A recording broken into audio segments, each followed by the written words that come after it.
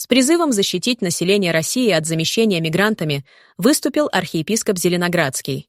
Теперь не только Бастрыкин, но и Русская Православная Церковь выступила против мигрантов. Тем временем на защиту мигрантов встал Рамзан Кадыров и резко прошелся по главным персонам российской правоохранительной системы. Он раскритиковал Александра Бастрыкина, председателя Следственного комитета, и Владимира Колокольцева, министра внутренних дел. «Они сидят не на своем месте, и их накажет Всевышний», — заявил он. В свою очередь, защитников мигрантов неожиданно подставил Центробанк Узбекистана. Обо всем этом мы и поговорим в нашем выпуске. Давайте начнем с истории, быстро ставшей очень резонансной и обсуждаемой. А затем перейдем к более важной. Рамзан Кадыров, по сути, встал на защиту мигрантов и раскритиковал глав российских силовых структур, заявив, что руководитель Следственного комитета Александр Бастрыкин и министр внутренних дел Владимир Колокольцев не выполняют качественно задачи, поставленные перед ними президентом страны. По словам Кадырова, люди не знают, что творится в государстве. Они не выезжают в регионы и не общаются с людьми. Беспредельничают, сидя в креслах, не смотрят, что творится за окном. Всевышний обязательно их накажет. Такое заявление от главы Чечни прозвучало в контексте уголовного дела против чеченского подростка, вызвавшего широкий резонанс.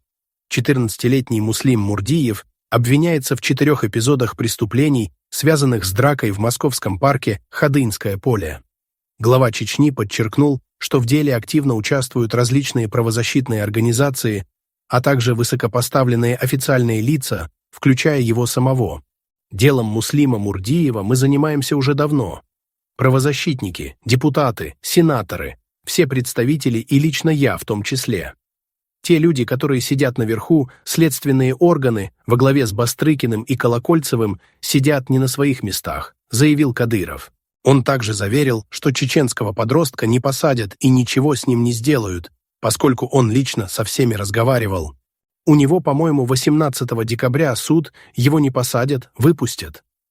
Я сам лично со всеми разговаривал, его отпустят. А те люди, которые беспредельничают, сидя в креслах и не смотрят, что творится за окном, их Всевышний накажет, добавил глава Чеченской Республики. Кадыров также проехался по нынешней миграционной политике России. По его словам, Бастрыкин и Колокольцев сидят в креслах и не знают, как обстоят дела в регионах. Однако никаких конкретных аргументов он не привел. Колокольцев дал команду: «Сейчас приезжих избивают, забирают, выгоняют наших братьев, которые нам необходимы. Потом говорят, что с нами никто не хочет дружить. Почему мы потеряли Украину, Грузию? Почему натянутые отношения с другими государствами? Потому что люди не знают, что творится в государстве», выразил свое мнение главный чеченец. При этом Кадыров не упомянул сказанное российским президентом во время недавнего выступления на форуме «Валдай». Владимир Путин открыто заявил, что иностранцы, прибывающие в нашу страну трудиться, как минимум должны говорить по-русски, с уважением относиться к нашим обычаям и законодательству и соблюдать их. Глава России подчеркнул, что эти его слова обращены прежде всего к тем лицам внутри страны, которые ответственны за наведение порядка в сфере миграции, в том числе к губернаторам и правоохранителям. Он подчеркнул, что власти должны думать прежде всего об интересах граждан России. Ключевым посланием Путина стало то, что на первом месте должны стоять интересы граждан страны, а не приезжих. Стоит отметить, что ранее Рамзан Кадыров выразил мнение, что Бастрыкину необходимо проявлять особую осторожность при обсуждении темы терактов в Дагестане, а также в вопросах сопоставления терроризма с исламом. Я хотел бы сказать Александру Ивановичу, что в таких высказываниях необходимо быть предельно аккуратным. Многократно говорил и еще раз подчеркиваю, что мусульмане не совершали и не совершают террористические акты, высказался глава Чеченской Республики в своем телеграм-канале после того, как руководитель Центрального аппарата СК России в ходе Международного юридического форума в Санкт-Петербурге вспомнил о последних терактах в Ростове и в Дагестане, а их исполнителей назвал террористами-исламистами. В ответ на это Кадыров выразил надежду, что глава Следственного комитета больше не будет проводить сравнения между терроризмом и исламом. Стоит отметить, что со словами о том, что Александр Бастрыкин занимает не свое место, не согласно подавляющее большинство жителей России. В комментариях люди выражают негодование и несогласие с заявлением главы Чечни. Некоторые и вовсе предполагают, что Кадыров мог оговориться, ведь совсем не дипломатично для главы целого региона России обсуждать и осуждать глав силовых ведомств России. Виктор Будусов в своем телеграм-канале задается вопросом, а не занимается ли Кадыров дискредитацией чеченского народа? Знаете ли, возникает такое впечатление. Отдельно стоит отметить неадекватное выступление против Следственного комитета и полиции в защиту мигрантов. Эта точка зрения, мягко говоря, непопулярная, то есть губернатор Чечни разрушает свой политический капитал среди основного населения страны и зачем-то набирает его среди мигрантов. «Выглядит это странно», — пишет он. Важно, что свою позицию по проблеме мигрантов четко обозначила Русская Православная Церковь. Архиепископ Зеленоградский Савва заявил, что необходимо изменить условия допуска в Россию трудовых мигрантов. Он подчеркнул, что речь идет как о долгосрочной угрозе замещения мигрантами коренного населения в России и разрушения российского уклада жизни, так и о непосредственной угрозе проникновения экстремистов, которые прямо влияют на безопасность государственности Российской Федерации. Он приводит случаи, которые говорят о реальном отношении мигрантской среды к россиянам. Зачастую это самая настоящая ненависть по национальному признаку. Архиепископ Савва предлагает простые правовые способы для того, чтобы не допускать такого положения вещей. Что нужно делать, перечислялось не раз.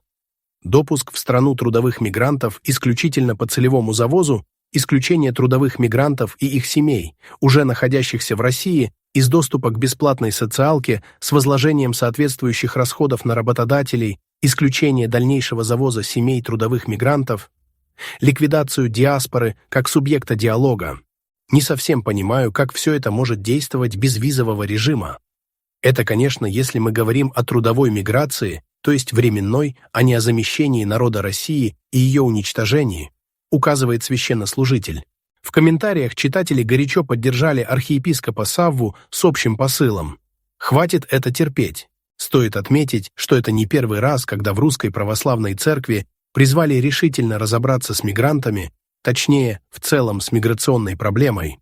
Выступая на сессии Всемирного Русского Народного Собора, патриарх Московский и всея Руси, Кирилл объявил, что России угрожает культурный дисбаланс, созданный массовым наплывом мигрантов, носителей иного цивилизационного кода. Помимо общественного недовольства, это несет угрозу непосредственно русскому миру, подчеркнул он. Непропорциональное замещение коренного населения мигрантами несет несомненную угрозу русскому миру, ценностным ядром которого является православие. Кроме того, не секрет, что мигрантскую среду не оставляют без внимания те, кто проповедует идеи радикального исламизма и экстремизма.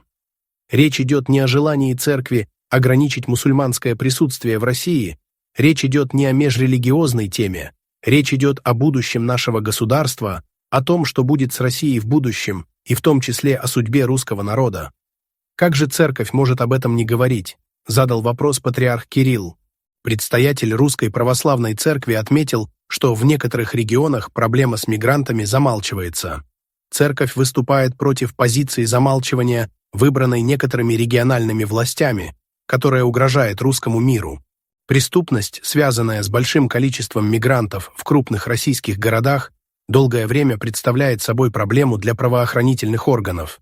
Так, еще 10 лет назад заместитель начальника управления уголовного розыска Москвы Михаил Трубников указывал, что в Москве 75% изнасилований совершают приезжие, и 90% из них являются выходцами из стран Средней Азии.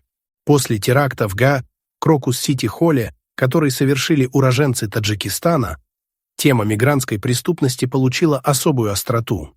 Председатель Следственного комитета России Александр Бастрыкин заявил о необходимости изменить миграционную политику России. Он отметил, что статистика маскирует реальную мигрантскую преступность, в то время как преступления, совершаемые мигрантами, становятся все более резонансными. Чем меньше денег бизнес тратит на рабочую силу, тем выше прибыли бизнеса. Вот в чем корень зла. Я думаю, что надо подумать не только о прибыли, но и об интересах и безопасности нашего государства, объяснил Александр Бастрыкин. Сейчас свою позицию по проблеме мигрантов четко обозначила Русская Православная Церковь. Так что можно сделать вывод, что защитников русских от замещения мигрантами становится больше. Тем временем Центробанк Узбекистана неожиданно подставил защитников мигрантов деликатно смягчить в СМИ тему мигрантов, потому что без них Россия не дышать не может. Такая неожиданная защита гастарбайтеров прозвучала со стороны главы ВТБ Андрея Костина. Причем банкир в последнее время уже дважды говорил о необходимости и важности иностранцев для России. Костин предлагает привлекать мигрантов из бывших советских республик, таких как Узбекистан, Киргизия и Таджикистан, так как их жители ближе россиянам по менталитету. Он также отметил, что можно рассматривать кандидатов из Индии и Вьетнама. В своем выступлении на пленарном заседании ДИВИАТА Международного форума финансового университета в конце ноября Костин вновь заявил, что российская экономика не сможет функционировать без мигрантов. Без иммигрантов российская экономика дышать не будет, если выгоним, то работать некому будет, убеждал банкир. Его слова прозвучали как призыв к предпринимателям, банкирам и экономистам на форуме. Стоит лоббировать за привлечение большего числа мигрантов для благополучия экономики. Однако невольно выдал лоббистов Центробанк Узбекистана. Журналист Сергей Колясников выяснил, что с января по октябрь из России в Узбекистан было переведено около 10 миллиардов долларов, на 35% больше, чем за аналогичный период прошлого года. Зарплаты мигрантов в России выросли в среднем на 38%, особенно заметно в строительстве, сфере доставки, ресторанном бизнесе и такси. Наименьший рост наблюдается в грузоперевозках. Стоит помнить, что каждый перевод – это процент российским банкам.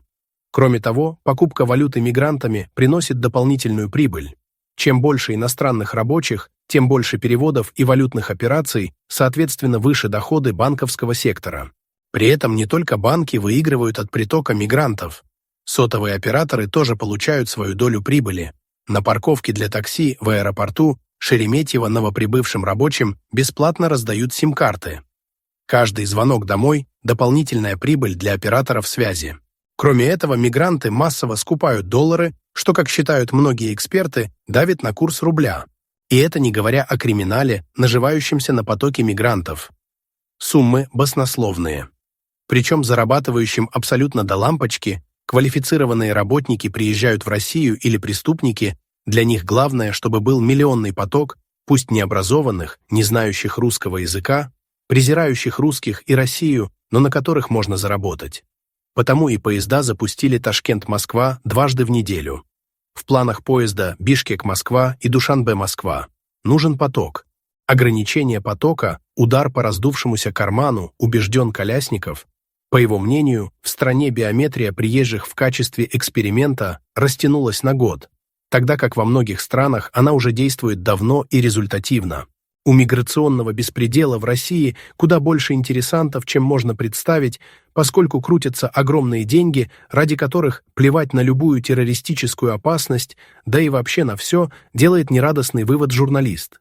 Эксперты тоже не остались в стороне от темы. Они считают, что Андрей Костин, говоря о том, что без мигрантов Россию ждет катастрофа, кое-что не договаривает. Костин умолчал об истинных причинах нехватки рук. Предприниматели не хотят менять систему и терять свои прибыли, и им абсолютно все равно, кто будет нести им деньги, мигранты или местное население.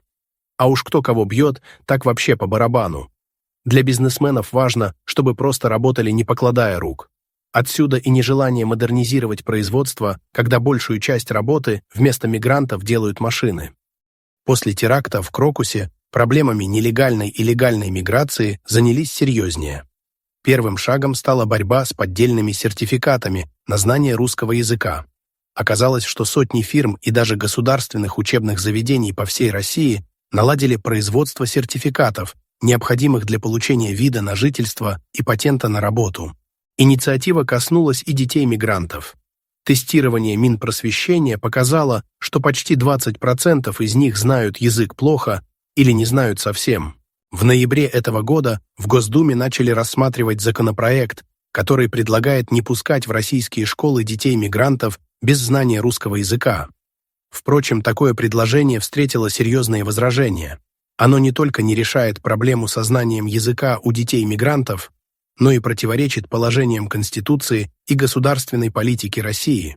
Среди законопроектов по регулированию миграции, принятых осенью этого года, оказались поправка, которая устанавливает незаконное нахождение в России качестве отягчающего обстоятельства при совершении другого преступления. Поправка, которая ужесточает наказание за организацию незаконной миграции, а также позволяет признавать особо тяжким преступлением. Закон о внесудебной блокировке сайтов, которые предлагают услуги по незаконной миграции в Россию, а также закон о запрете посредникам участвовать в приеме экзаменов у мигрантов на знание русского языка, основ истории и законодательства России. Кроме того, целый ряд регионов запретил мигрантам работать во множестве областей. Уже в апреле 2024 года ограничения действовали в таких регионах, как Новосибирская, Самарская, Тульская, Магаданская, Челябинская, Калужская, Тюменская, Амурская области, а также в Крыму, Преамурье и других регионах России. Также запреты были введены в Тульской и Челябинской области, вводились они и в Калининградской, Курской, Воронежской областях, Югре и Якутии. С 2025 года по трудовому патенту нельзя будет работать в 7 сферах на территории Омской области. Важно отметить, что все эти меры люди в большинстве своем считают недостаточными. А что по поводу всего этого думаете вы, уважаемые зрители? Оставляйте комментарии, чтобы поделиться своими мыслями и обсудить новости с другими зрителями. Мы очень ценим ваше мнение и всегда рады обратной связи. Присоединяйтесь к нашему сообществу и будьте в курсе всех новостей и обновлений на канале. Всем добра! Всем пока!